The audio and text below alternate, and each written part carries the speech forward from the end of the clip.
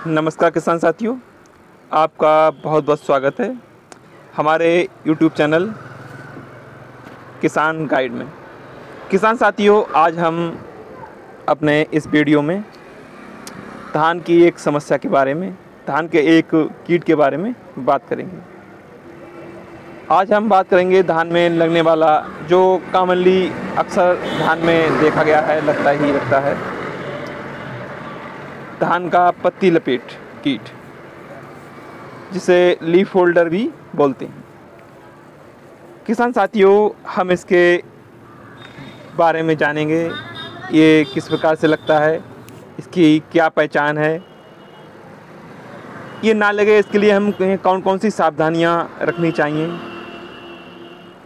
और अगर ये हमारे खेत में लग गया है तो उसका क्या उपचार होता है। तो वीडियो में लास्ट तक बने रहें। साथियों, इस पत्ती लपेट की रोकथाम के लिए, सावधानी के लिए हम अपने खेत की समय समय पर बारीकी से जांच करते रहें, क्योंकि ये रोग जो एक तितली से आता है वो हमारी फसल में रोग आने से लगभग 10 दिन पहले दिखाई पड़ने लगती है। तो हमें चाहिए कि हम समय समय पर अपने खेत की बारीकी से जांच करें, और वहाँ पर कोई भी तितली दिखती है जो कि हल्के गोल्डन कलर की है, तो आप समझ जाएं कि आपके खेत में पत्ती लपेट रोग आने वाला है। क्योंकि ये जो तितली है, ये जब खेत में दिखती है, इसके 3 से 4 दिन के बाद अपने अंडे हमारे धान के पौधे के पत्तों पर दे देती है। व इन अंडों से 5 से 6 दिनों के अंदर छोटी छोटी सुंडियाँ निकलना स्टार्ट हो जाती हैं। ये सुंडियाँ धीरे धीरे हमारे पौधे के पत्तियों को खाती हैं, व जैसे जैसे बड़ी होती हैं इनके अंदर से एक लार्वा निकलता है जो ये उस पत्ती को फोल्ड कर देती हैं, और इसके अंदर से ही ये पत्ती के भाग को खाती हैं और हमारी फसल को बहुत ही ज़्यादा नुकसान पहुंचाती हैं। तो किसान साथियों, अगर हम बारीकी से अपने खेत की जांच करेंगे तो हम इससे बहुत ही जल्दी निजात पा सकते हैं, क्योंकि जैसे ही हमें सुंडी मिले हम इसमें कोई भी रोकथाम कर सकते हैं। किसान साथियों, अब हम जानेंगे कि ये सुंडी जो है, ये तितली है, ये हमारे खेत में पनपनी ही ना पाए, तो उसके लिए हम कुछ सावधानियां रख सकते हैं, जिससे कि हमें उपचार पे ना जाना पड़े और केवल हम इस सावधानी से ही इस रोग की रोकथाम कर सकें। सबसे पहली तो सावधानी हमें ये रखनी है कि हमारे खेत के अंदर या मेड़ पर, खेत के चारों ओर कहीं पर कोई भी खरपतवार ना हो। किसान साथी ये समझते हैं कि खेत के अंदर से हमने खरपतवार निकाल दी है और मेड़ों पर खरपतवार है तो उससे कोई भी प्रभाव नहीं पड़ता। एक सोच एकदम से गलत है मेरे साथियों। ये जो तितली है, ये अपने अमूमन अंडे इन्हीं खरपतवारों पर दे देती है,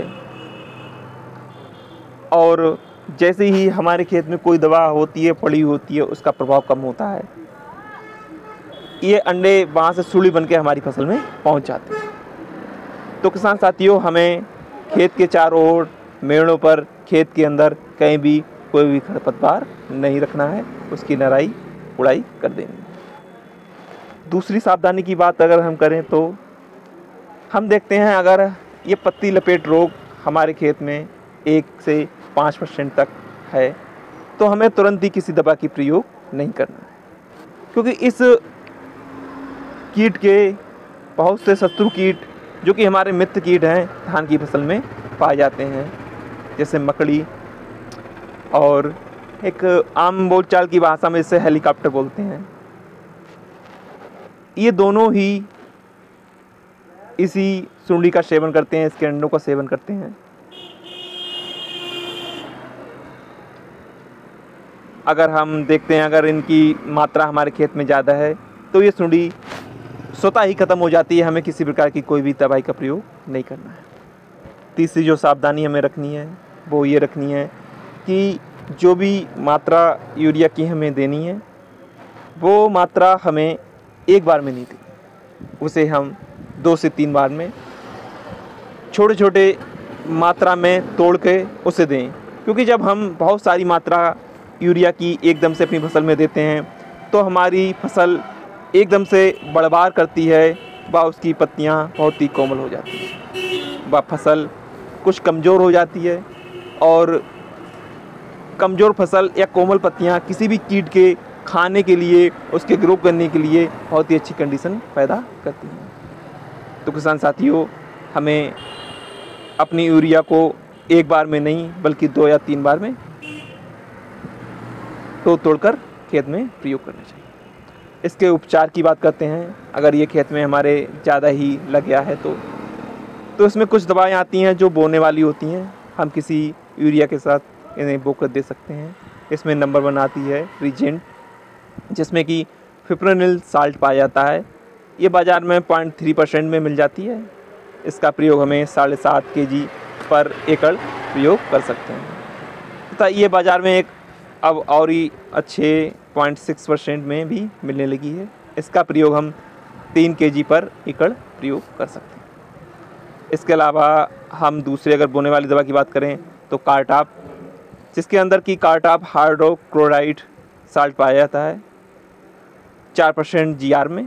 इसका हम प्रयोग कर सकते हैं 7.5 किलो पर एकड़ के हिसाब से। अगर हम महंगी दवाओं पर जाना चाहते हैं तो फटेरा, जिसके अंदर की क्लोरएंट्रा नीलीप्रोल पाया जाता है, का भी प्रयोग कर सकते हैं या हम बटाको का भी प्रयोग कर सकते हैं। लेकिन ये दोनों ही दवाएं अन्य दवाओं की अपेक्षा काफ़ी महंगी।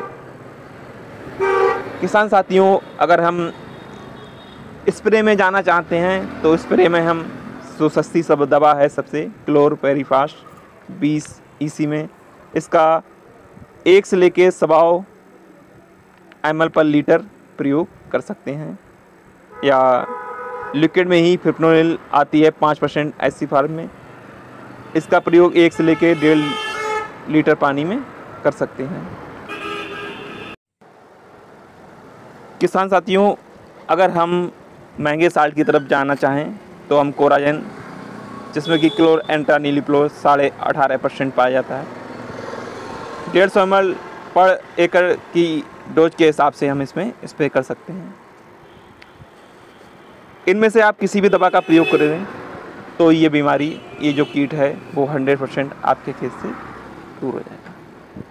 बहुत से किसान साथी ये कह रहे हैं कि फटेरा या बटाको के हमें रिजल्ट्स नहीं मिल पा रहे हैं। किसान साथियों, एक बात जान लें कि बहुत से किसान साथी पहली जो खाद देते हैं उसी के साथ इन दवाओं का प्रयोग करते थे। किसान साथियों, जब रोग हमारे खेत में नहीं है, अगर आप उससे पहले इन दवाई का प्रयोग करेंगे और रोग 10 से 15 दिन के बाद हमारे खेत में अगर लग रहा है तो कहीं ना कहीं ये जो दवाएं हमारे खेत में पड़ी हैं ये अपना प्रभाव कम कर देती हैं। क्योंकि धान की फसल में बार बार पानी देना पड़ता है, तो लीचिंग के माध्यम से दवाएं जो हैं वो कुछ ना कुछ ज़मीन के अंदर पहुंच जाती हैं, जिससे इन दवाओं का प्रभाव कम हो जाता है। तो किसान साथियों, जब हमें कोई भी समस्या, कोई भी कीट हमें अपने खेत में दिखाई दे तभी हम दवाई का प्रयोग करें, वरना उससे पहले केवल हमने जो भी सावधानियां बताई हैं उनका प्रयोग करें। तो किसान साथियों, ये वीडियो आपको कैसा लगा हमें ज़रूर बताएं। किसी प्रकार का कोई भी सवाल हो हमें कमेंट करें। वीडियो अच्छा लगा हो तो इसे लाइक करें व चैनल को सब्सक्राइब करें। धन्यवाद।